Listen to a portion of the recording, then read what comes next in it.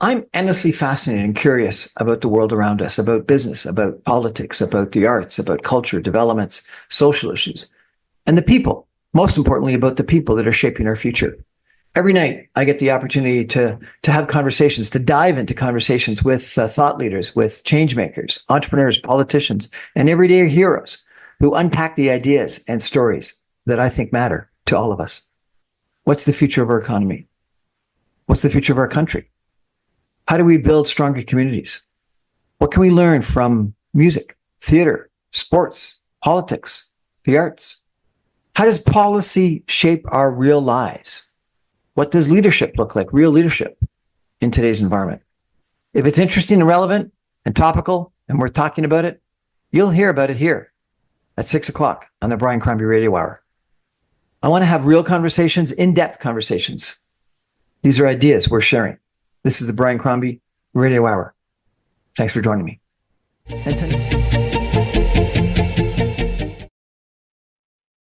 Welcome back, everyone, to the Brian Crombie Radio Hour. I really enjoyed the conversation we just had about happiness and this idea that it's critically important to the well-functioning organization, team, company. I think it's the same for families. I think it's the same for friend groups. I think it's the same in life.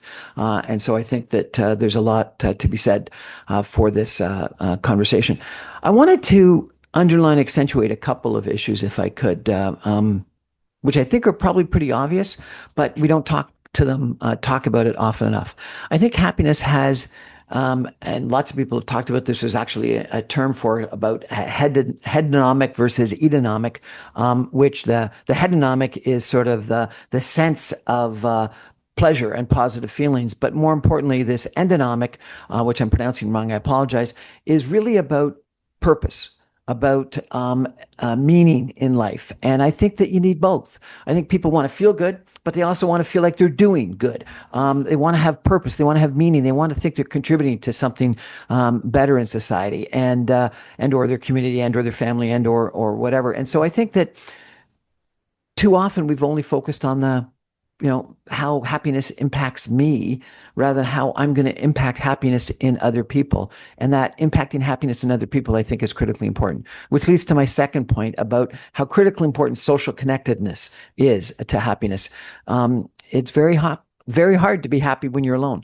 And I fear that too many people are trying to get happiness through social media, through video games, through the internet, through movies, on their own. And I think that so much research has been done that says that social interaction and social connectiveness is positively related with happiness, with longevity of life, with getting through dementia, through getting through health scares, et cetera. And so I think that that's critically important in regards to happiness. It's interesting that studies of happiness have showed that genetics ends up being one of the key determinants of happiness. And so I think that if you're happy, your kids are going to tend to be happy and your grandkids are going to tend to be happy. And so therefore, when you think about whether you're happy or you're morose, it's not just you, but it's going to impact, your offspring. And so another reason why it's good to be happy. But then another one is socialization. And so therefore, ensuring that you've got a happy childhood, a happy family for your child's in their childhood, I think is critically important.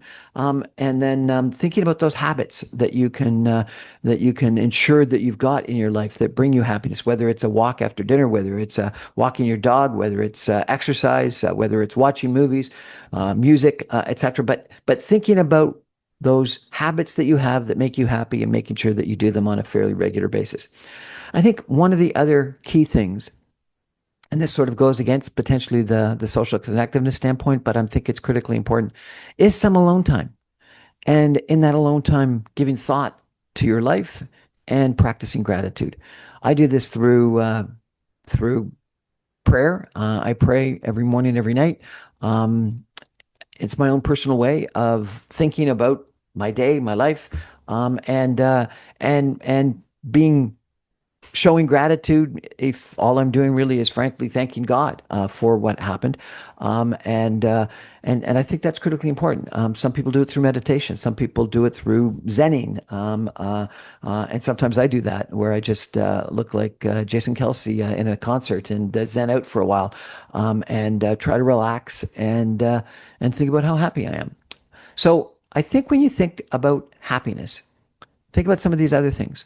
That happiness is sometimes things that happen to you that other people can make you happy, but a lot of happiness comes from making other people happy, and from having meaning and purpose in life, contributing to society.